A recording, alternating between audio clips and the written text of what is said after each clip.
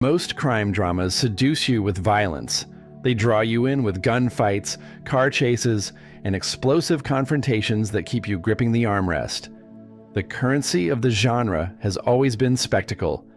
The bigger the explosion, the higher the body count, the more visceral the rush.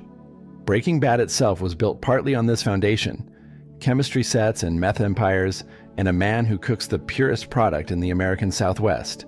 It gave us unforgettable images of violence, of power seized and defended through force. And it was extraordinary.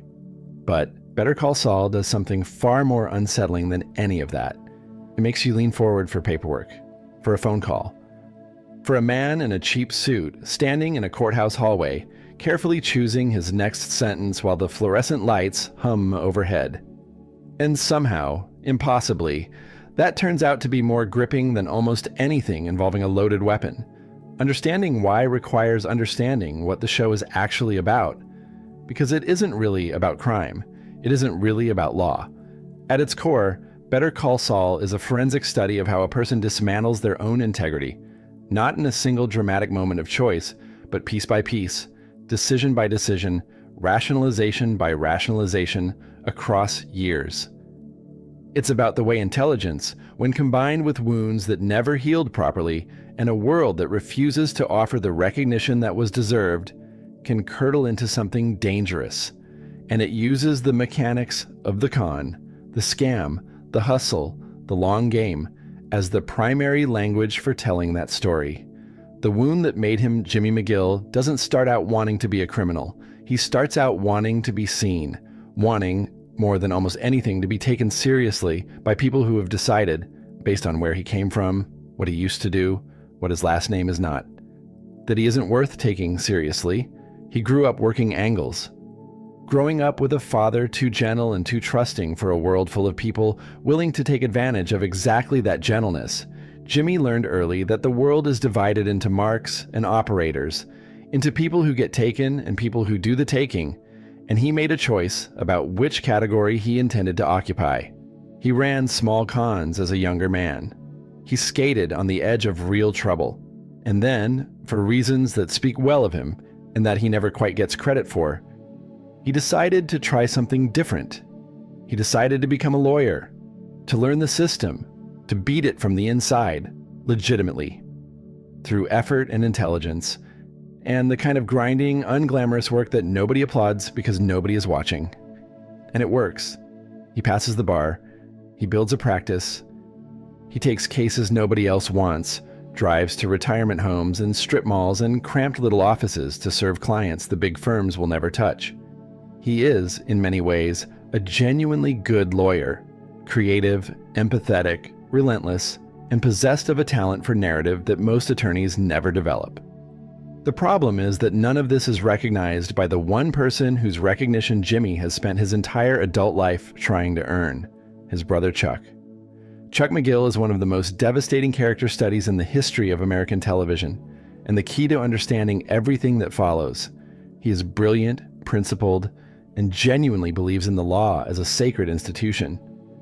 He is also, underneath all of that, a man who cannot bring himself to believe that his little brother, the former con man, the guy who used to be known as Slippin' Jimmy, the one who never had the right schools or the right manner or the right kind of mind, has legitimately earned a place in the profession Chuck considers his own. Chuck's inability to grant Jimmy that recognition is not cruelty for its own sake. It is something more complicated and more painful. It is honest. Chuck genuinely believes, on some deep and rarely examined level, that Jimmy doesn't belong. And that belief, communicated in 1,000 small ways over decades, is the wound that never closes. It is the thing that, more than any external obstacle, turns Jimmy McGill into Saul Goodman.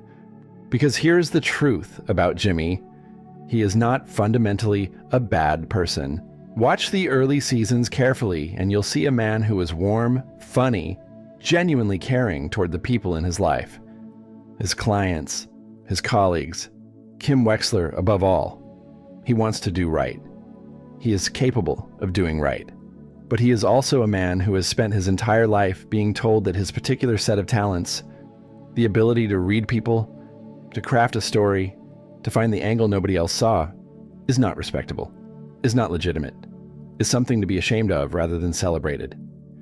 And the slow realization that the world responds better to those talents when deployed dishonestly than when deployed honestly is what finally, irreversibly, breaks him open. The billboard, engineering a reputation. Jimmy's early scams are small and scrappy, full of nervous, improvised energy. But even in those early days, there are moments of genuine genius that hint at what's coming. The billboard incident is the first of them, and it's worth examining in close detail because it establishes the fundamental principle that will underpin everything Saul Goodman does for the rest of the series. On the surface, the billboard story looks like a heroic moment. A struggling attorney risks his life to save a window washer who has slipped and is hanging from the frame of a large advertisement. The local news cameras arrive, the crowd gathers, the image circulates, and a lawyer who had been invisible suddenly has a story attached to his name. But look again.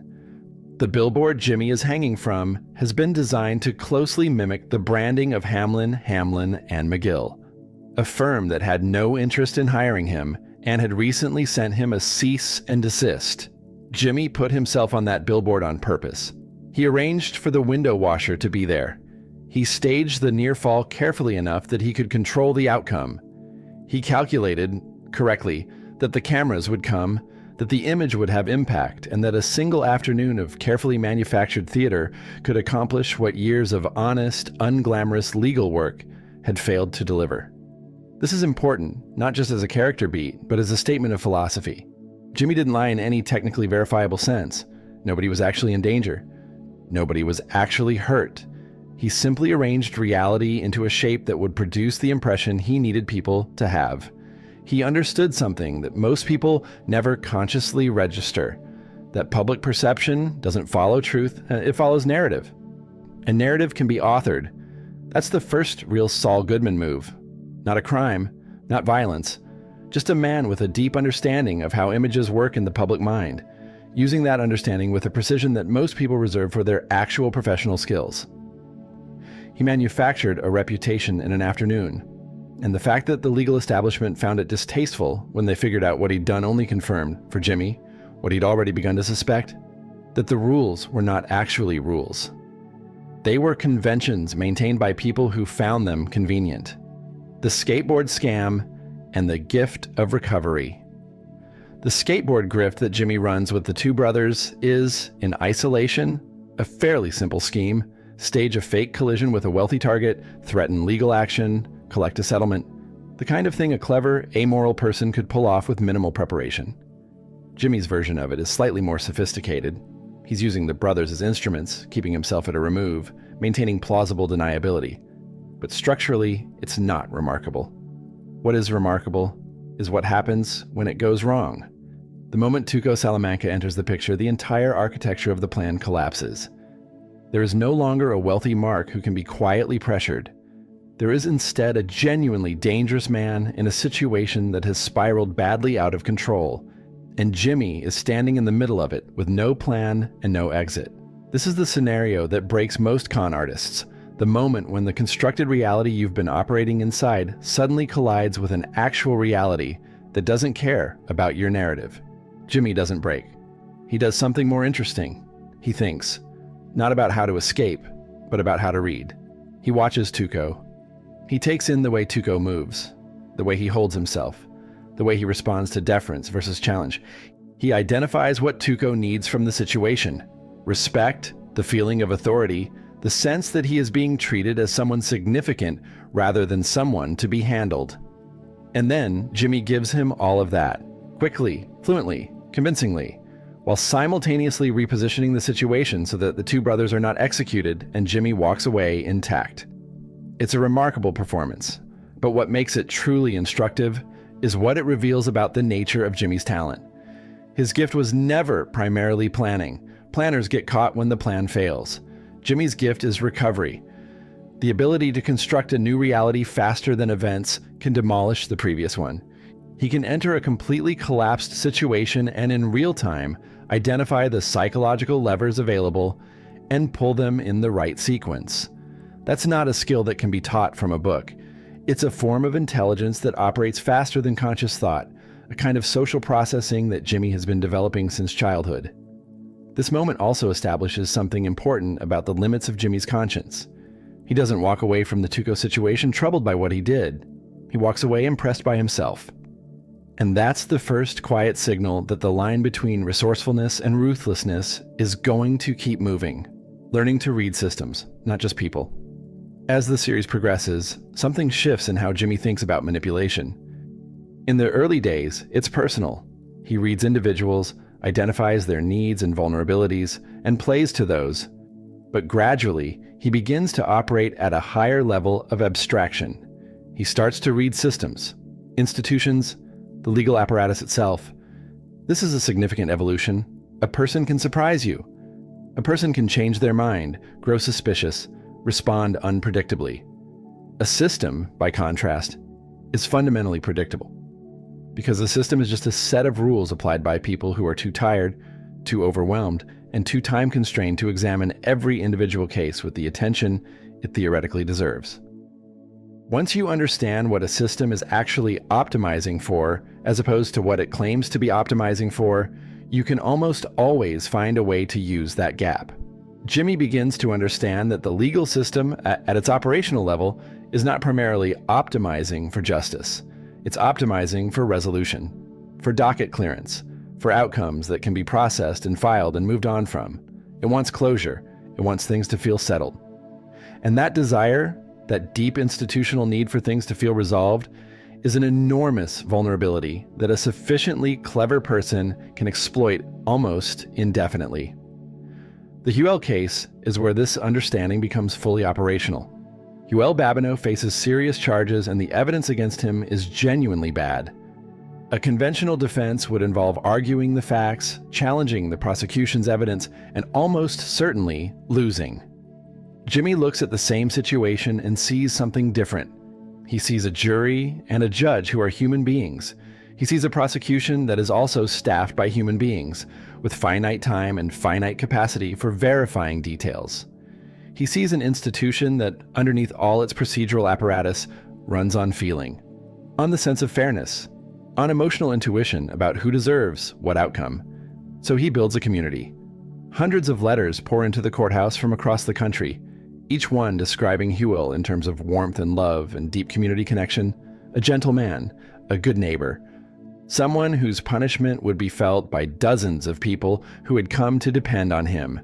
The prosecution cannot verify all of it. The judge feels the weight of it. The institution does what institutions reliably do when flooded with emotional data. It responds. The outcome shifts. Not because the facts changed, but because the story changed. Because Jimmy understood that facts and stories are not the same thing, and that stories are often more powerful. This is where Better Call Saul begins to articulate its central thesis most clearly. The law presents itself as a fact-finding enterprise, an attempt to establish what actually happened and apply principles to those facts. But the law is administered by people, and people do not actually make decisions primarily on facts. They make decisions on narratives, on feelings, on the intuitive sense of whether something seems right or wrong. Jimmy doesn't exploit a weakness in the legal system. He exploits something true about human cognition. And that's why the exploit works. The Chuck Gambit, weaponizing someone's greatest strength. The manipulation of Chuck McGill stands apart from everything else Jimmy does, for reasons both strategic and emotional. Strategically, it is the most precise thing he has ever done. A targeted strike against the specific psychological architecture of a specific person, designed to cause maximum damage through minimum action. Emotionally, it is devastating because the person being destroyed is his own brother, and because Jimmy chose this particular weapon knowing exactly what it would do. Chuck's identity is built entirely on certainty, on being the one who is never wrong, never careless, never less than fully competent. His belief in his own precision is not ego in the ordinary sense. It is constitutive, meaning it is one of the things that makes Chuck Chuck. Take it away, and there is nothing left. Jimmy understands this better than anyone. He grew up watching Chuck be right about everything. He knows the texture of Chuck's confidence, the way it fills every room, the way it has always been used, consciously or not, to remind Jimmy of the distance between them. And when he decides to strike, he doesn't attack Chuck's competence directly.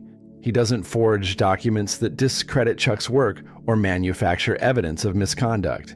He does something far more elegant and far more cruel. He introduces a small error into a document Chuck has reviewed and approved, and then he waits. Because here's what Jimmy knows. Chuck will find the error.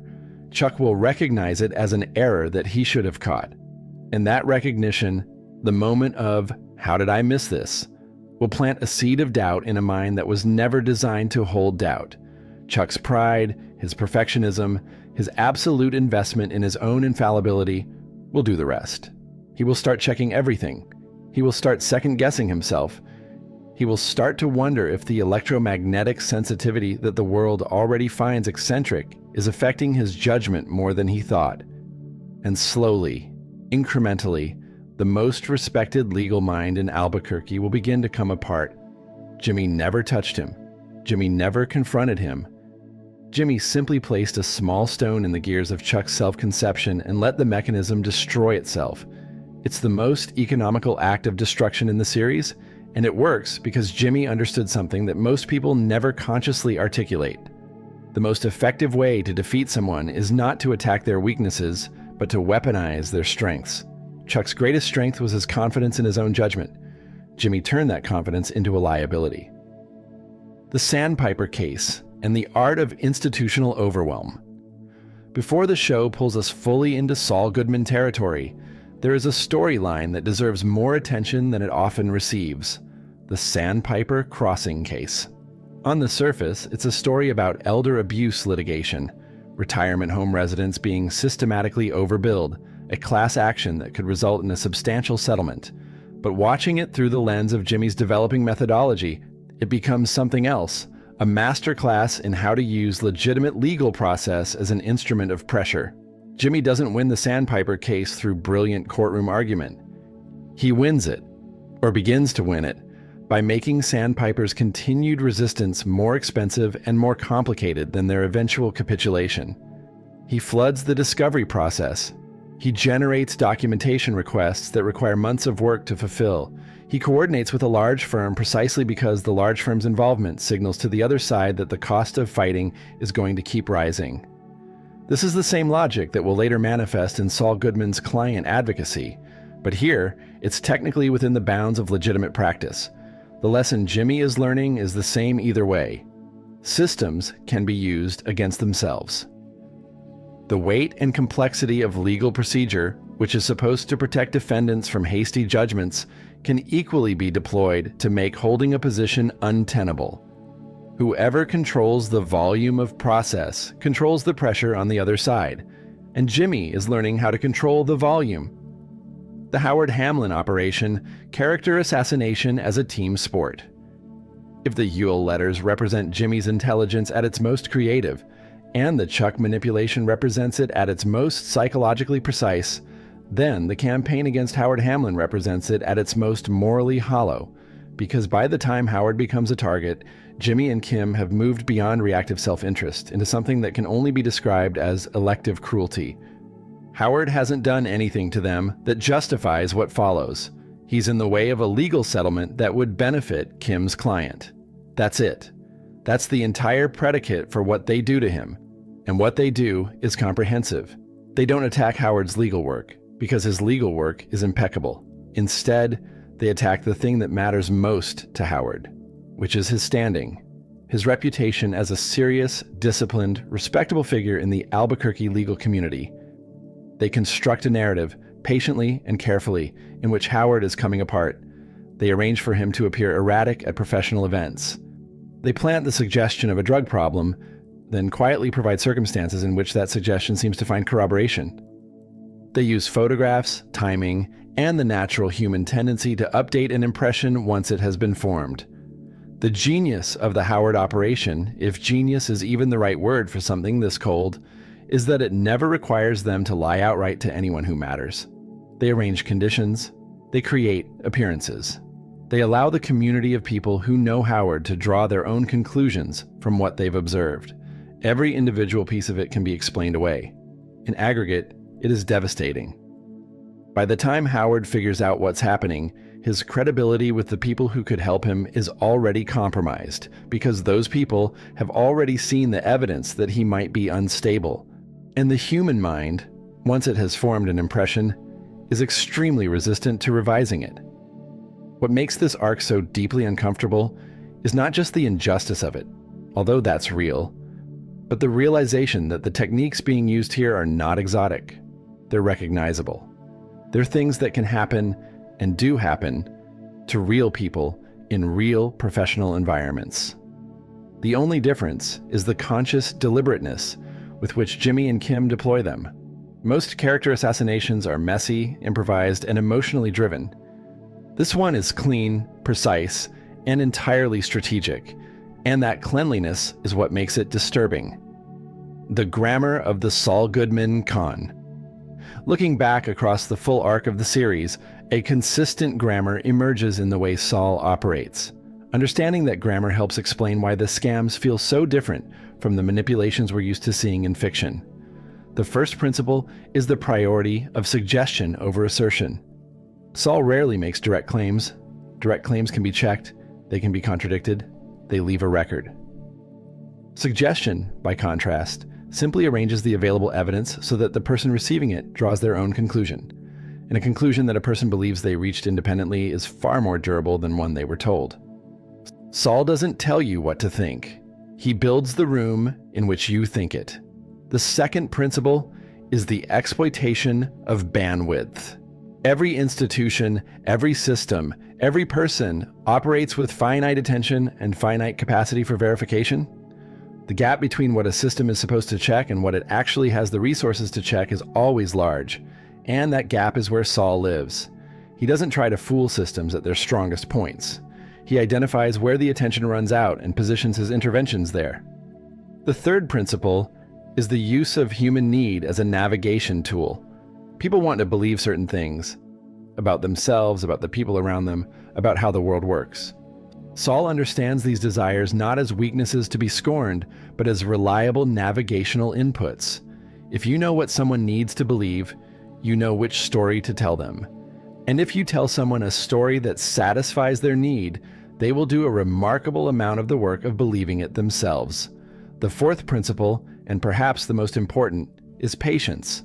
The great con artists of fiction tend to be fast-moving, mercurial, operating on the energy of improvisation. Saul can operate that way when he needs to. The Tuco recovery is evidence of that. But his deepest and most devastating manipulations are slow ones. They unfold over weeks and months.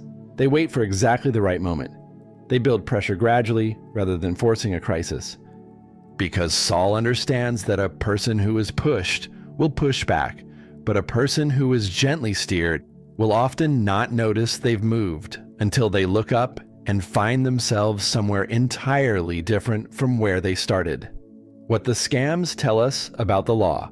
One of the things that makes Better Call Saul genuinely uncomfortable watching for anyone with a legal background, or anyone who has had to navigate a complex legal situation, is how accurately its portrait of institutional vulnerability maps onto real experience. The show doesn't invent weaknesses in the legal system for the sake of its narrative. It observes them. Courts are understaffed. Dockets are overloaded. Prosecutors and defense attorneys are both operating under time constraints that make thorough verification of every claim impossible. Judges are human beings who respond to emotional appeals and compelling narratives. Juries are groups of people who have been asked to set aside their normal cognitive processes and reason from evidence alone, which is not actually how human cognition works under any circumstances. The system was designed with good intentions and operates with genuine effort, but it is administered by people, and people can be read. People can be played. What Saul Goodman does, at his most sophisticated, is not exploit the law's weaknesses so much as reveal them. Every scam he runs is, in some sense, a demonstration of a place where the system's theoretical commitments and its practical operations have come apart.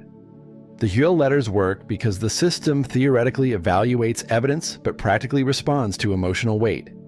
The Mesa Verde documents work because the system theoretically verifies everything but practically relies on the professional integrity of the people submitting documents. The Howard Hamlin operation works because the legal community theoretically evaluates conduct objectively, but practically forms impressions the same way everyone else does, through accumulated suggestion and social proof. If Jimmy McGill were a different kind of person, these demonstrations might serve a reforming purpose. He could be a legal reformer, identifying and publicizing the places where the system falls short of its own ideals. Instead, he uses them as operations manuals. The tragedy isn't that he found these vulnerabilities. It's what he chose to do once he found them. The destination.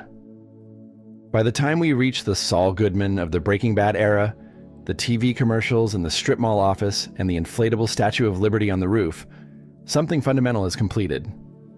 The hesitation is gone. The guilt that occasionally surfaced in the earlier seasons has been processed and set aside.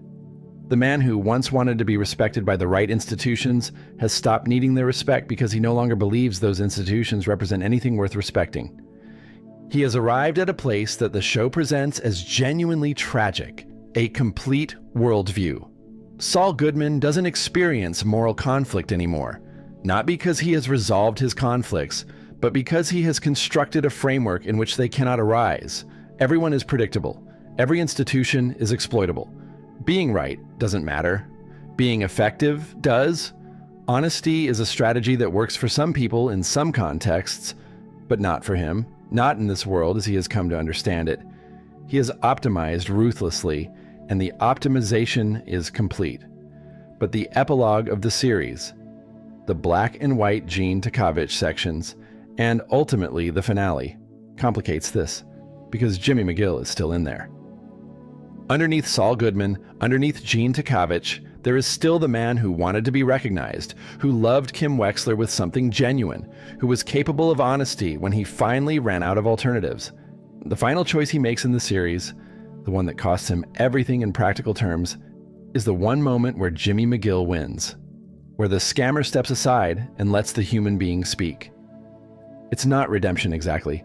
The show is too honest for simple redemption arcs. It's more like recognition.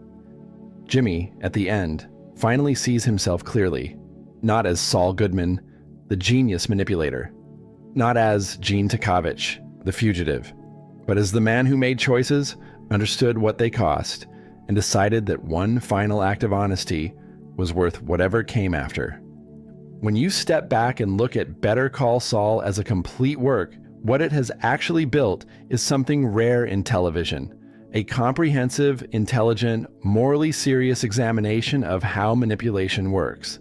Not manipulation as a cartoon villain deploys it with obvious menace and dramatic announcements of intent.